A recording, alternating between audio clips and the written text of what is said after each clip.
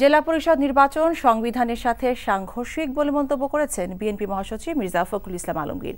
আর এ কারণেই বিএনপি জেলা পরিষদ নির্বাচন বর্জন করেছে বলেও জানান তিনি।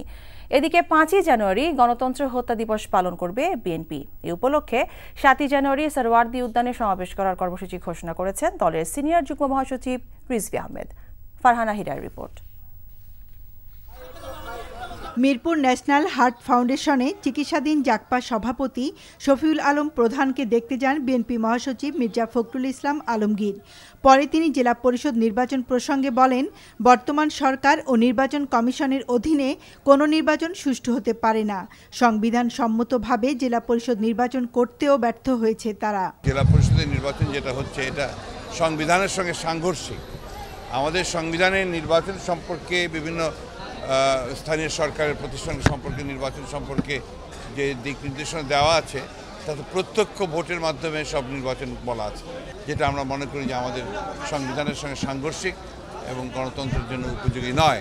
যে কারণেই আমরা এই নির্বাচন বর্জন করেছি। আওয়ামী লীগের অধীনে এবং বর্তমান নির্বাচন কমিশনের অধীনে কোনো নির্বাচন সুষ্ঠু হয়েছে বলে আমাদের জানা নেই, এবং যে কারণে এই যে একটা ইনডাইরেক্ট ইলেকশন হচ্ছে এটাকেও তারা সুষ্ঠুভাবে চালাতে পারছেন না। নির্বাচন প্রক্রিয়াটাকেই এরা আপনার ধ্বংস করে ফেলেছে। এদিকে নয়াপল্টন দলের কেন্দ্রীয় কার্যালয়ে সংবাদ সম্মেলনে দলের সিনিয়র যুগ্ম মহাসচিব রিজভী আহমেদ 5ই জানুয়ারি গণতন্ত্র হত্যা দিবস পালন উপলক্ষে দলের কর্মসূচি ঘোষণা করেন।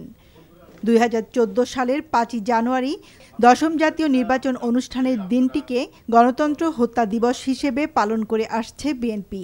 5ই জানুয়ারি গণতন্ত্র হত্যা দিবস উপলক্ষে সারা বাংলাদেশের জেলা মহানগরে কালো পতাকা মিছিল করবে দলের নেতাকর্মীরা এবং বুকে কালো ব্যাজ ধারণ করবে। ঢাকা মহানগরীতে সমাবেশ অনুষ্ঠিত হবে সরওয়ার্দী উদ্যানে 7ই জানুয়ারি শনিবার। সরওয়ার্দী উদ্যানের সমাবেশ উপলক্ষে আমরা যথাযথ কর্তৃপক্ষকে ইতিমধ্যেই আমরা চিঠি দিয়েছি।